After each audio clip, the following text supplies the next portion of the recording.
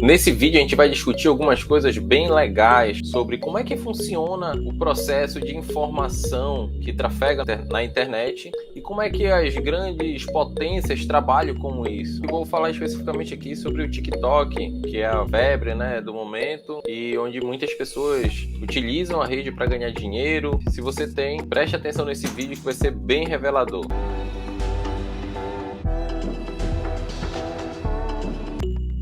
Vamos ouvir aqui. Eu já falei sobre esse entrevistado que já foi no podcast A Deriva, que é o Vanderlei Nogueira, e ele vai falar aqui algumas coisas muito legais para você entender. Primeiro, como é que funciona, como é que passam as informações por dentro da internet. Ele vai explicar muita coisa legal. Vamos ouvir. Os chamados backbones seriam os grandes hubs aí mundiais que tem que passar. Tem em torno, aproximadamente, posso estar meio enganado na questão do número, mas o último número que eu tenho na cabeça é 18 grandes backbones. A internet ela tá toda interligada no mundo. Imagine na sua casa que tem os switches, que é onde você vai fazer a conexão Wi-Fi, por cabo de rede, etc. Mas no mundo, para a internet funcionar, seja como uma rede interligada, ela funciona porque existem pontos específicos por onde vai passar essas informações, por onde vai trafegar a internet.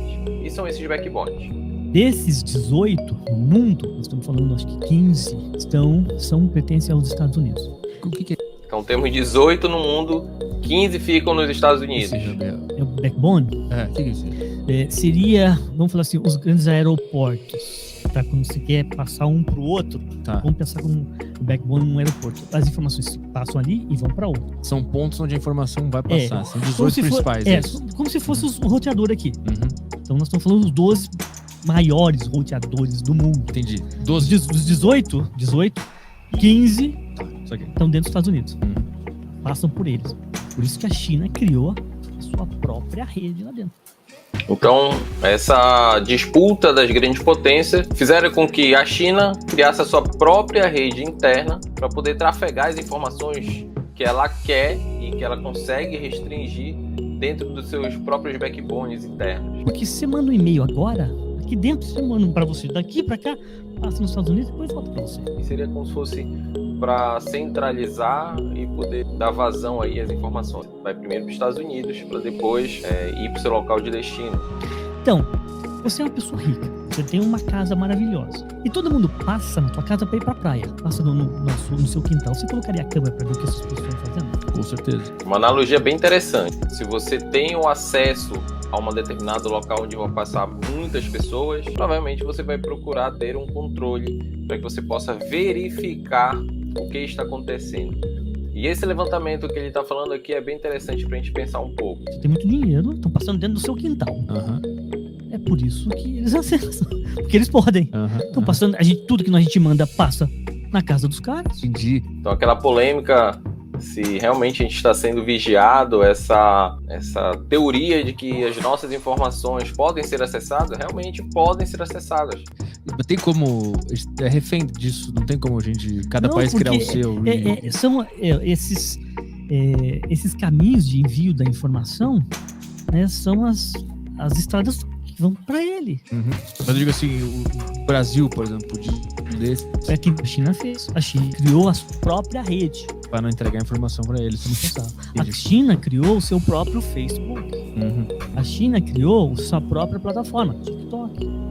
É que o TikTok ele é proibido para os servidores públicos da área de segurança nos Estados Unidos de instalar nos seus celulares e familiares. Olha que revelação importante. Vamos fazer uma analogia. Se o Facebook da China é o TikTok e existe uma polêmica sobre se os nossos dados são compartilhados, por que raios d'água os Estados Unidos não permitem que o Facebook chinês seja acessado pelos funcionários públicos que trabalham nos Estados Unidos? Será que é porque eles conseguem acessar as informações das outras pessoas e estão com medo que os chineses façam a mesma coisa? Será que essas informações que são acessadas pelo Facebook, que passam na rede americana, podem ser acessadas de qualquer lugar? Será?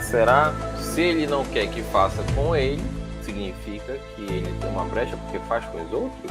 Eu já vi muito falar que o TikTok era quase que um detetive, um espião, né? Ele sabe de tudo, que passa tudo pela pela China. Mas que tipo de informação eles estão pegando? A sua localização, os seus dados cadastrais, com quem você conversa, quando você dá o like, que tipo...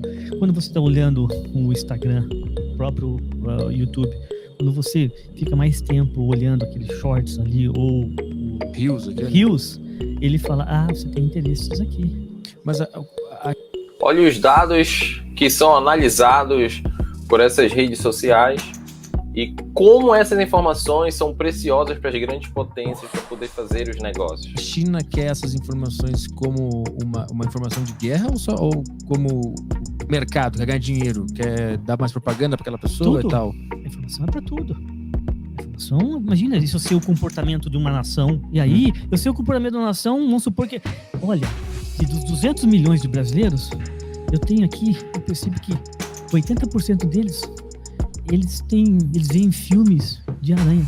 Morrem medo de aranha. É um exemplo hipotético. Se eu começar numa guerra, soltar um monte de aranha lá. Olha esse exemplo maravilhoso, que a gente pensa que não é importante. Eu sempre falo sobre a questão da importância da informação.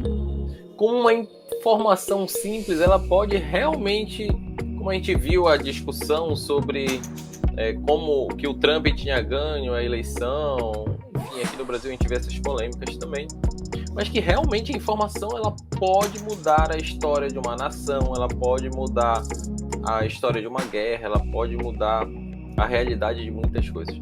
Não à toa que os governos e os países, muitos deles não querem investir em educação, não querem possibilitar que o povo tenha informação, que o povo aprenda, porque a partir da informação que eu falo, é informação útil, né? Porque a informação inútil, eles permitem com que seja acessado, mas a informação útil mesmo, eles querem colocar sigilo, eles querem colocar restrições e não deixam com que a população possa aprender um pouco mais e a partir daí conseguir ter as suas próprias concepções, poder formular pensamentos, formular ideias e conseguir discutir sobre o que é bom ou é ruim para um determinado país ou nação. Entendeu?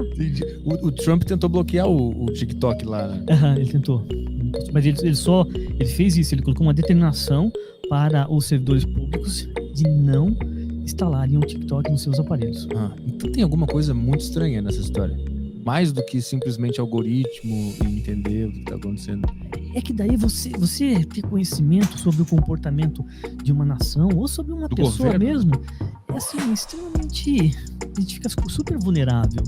Porque o que a pessoa quiser fazer, quiser vender alguma coisa, ganhar dinheiro com isso, ou quiser manipular, e aí vem a fake news, nós estamos suscetíveis. Que coisa maravilhosa. Dizem também que aqueles filtros do Instagram eles servem para pegar o teu rosto, que isso vai ser usado E reconhecimento facial. O algoritmo tem, completamente, perfeitamente. O algoritmo. Olha que informação interessante. Alguns anos atrás, a gente viu até pela questão do 11 de setembro, muito provavelmente se existissem já uma tecnologia um pouquinho mais avançada, só com as câmeras teriam sido descobertos terroristas que derrubaram os aviões. Então, através do reconhecimento facial, seria possível você criar atitudes preventivas e não reativas, como foi naquele caso, que foi só depois que eles puderam descobrir aonde que o cara tinha pego o avião, para onde ele foi, etc. Cada vez mais a gente vê pelos nossos celulares que os sistemas operacionais conseguem fazer a similaridade do seu rosto, seja de 5, 10, 15, 20 anos atrás, e a partir daí criar um padrão do seu rosto através da tecnologia de reconhecimento facial. E esses filtros, essas coisas que a gente utiliza nas redes sociais, por mais que pareçam ser simples, eles podem estar dando arma muito grande para que cada vez mais essas grandes potências, as grandes empresas, possam ter um controle maior além do nosso comportamento, nosso padrão, e também o nosso reconhecimento facial, ele acaba sendo a nova biometria do futuro. O algoritmo ele é feito para isso. A informação está ali. E aí eu consigo filtrar muita coisa para te identificar. Porque esse é o ponto. Eu não tenho o teu nome, eu não sei nada, mas eu tenho pelo menos todo o seu código de face, eu consigo te identificar com uma certa probabilidade excelente. Isso numa Então, o país pode não saber quem você é, pode não saber o que você faz inicialmente, mas através do seu reconhecimento facial, ele pode conseguir as outras informações. Tirania, se caso aconteça, essas informações são muito valiosas. Extremamente. Eu consigo manipular uma grande massa. E aí é o controle. Entendeu? A informação hoje é a maior moeda realmente mais valiosa, mais que ouro. Dados pessoais, né, são valiosos. Essa questão das informações valerem mais do que moeda e maior do que ouro. Eu fiz um vídeo contando aqui o segredo do Elon Musk e do Mark Zuckerberg. O porquê que o Elon Musk comprou o Twitter e o porquê que o Facebook se valorizou tanto. Se você não viu, olha aqui esse vídeo que eu falo um pouquinho sobre isso. Inclusive, dizem também que o Facebook, as grandes empresas, elas ganham muito dinheiro vendendo informações, né, das pessoas que estão cadastradas para empresas privadas, por sua vez, usam os dados para vender produtos, né? O Facebook caiu numa dessas há um tempinho, né? Na própria eleição, né? A eleição, o Analytics, que era uma empresa da Inglaterra, comprou dados e aí ele sabia da forma como o povo iria votar. E aí eles afirmaram que foi usado isso a favor, por isso que o Trump ganhou na época. Do Brexit também, né? Essa informação, inclusive, tem um filme que fala sobre esse assunto que eles estão discutindo. Se você não viu, dê uma olhadinha. O nome do filme é Democracia em Vertigem. Existe no Netflix. Se você não viu, assista. É bem interessante. Fala sobre esse assunto que ele falou.